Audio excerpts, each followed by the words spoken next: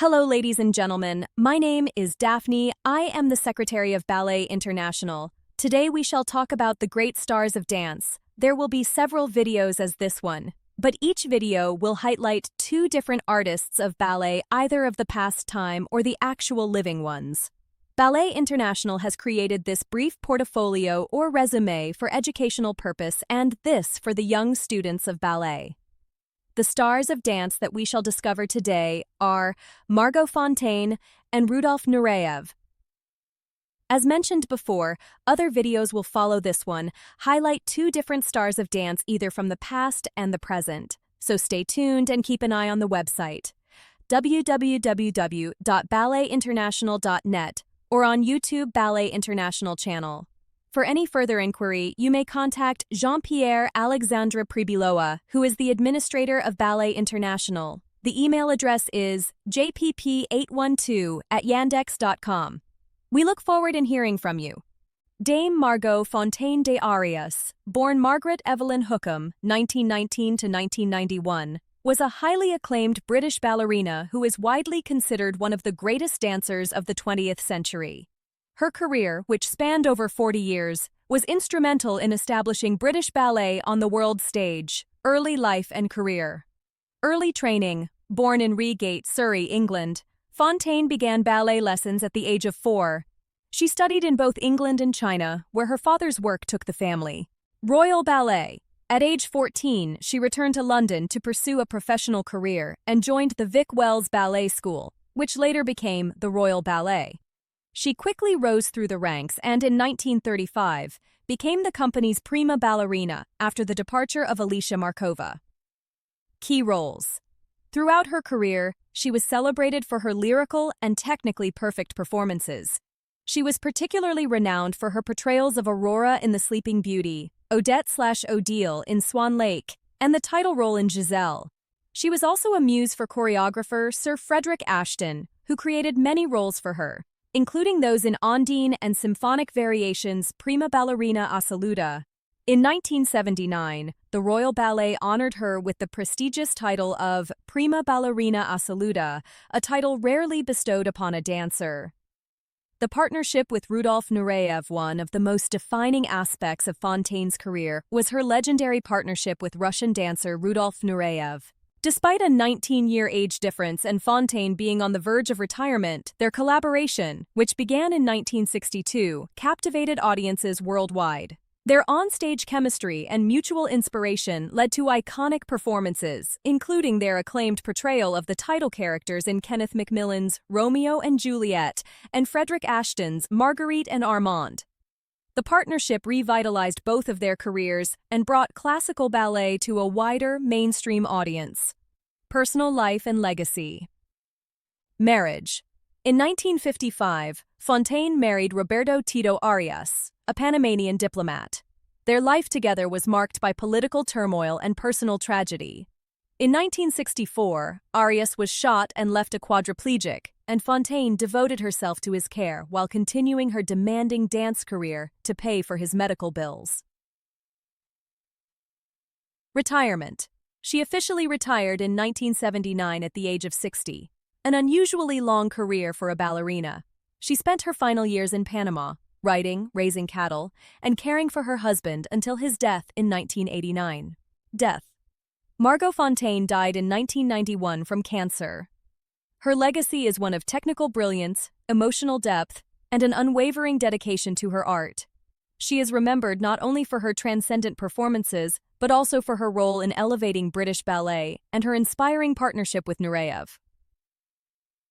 The legendary partnership with Margot Fonteyn. After his defection, Nureyev joined the Royal Ballet in London as a permanent guest artist. It was there that he forged the most famous partnership in ballet history with the company's prima ballerina Dame Margot Fonteyn. A perfect partnership. Despite a 19-year age difference and Fonteyn being on the cusp of retirement, their collaboration, which began in 1962, was an artistic phenomenon.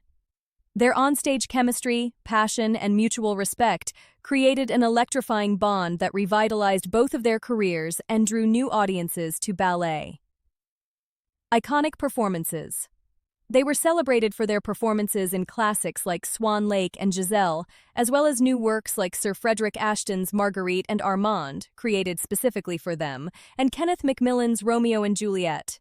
Their partnership is remembered as one of the great artistic fusions of all time.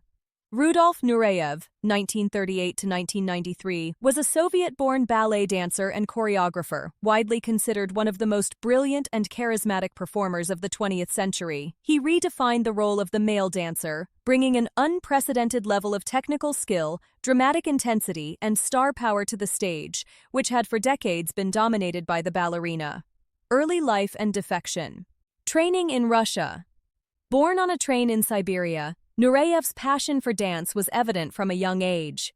Despite his father's disapproval, he pursued his dream and was eventually accepted into the prestigious Vaganova Choreographic Institute in Leningrad, now St. Petersburg.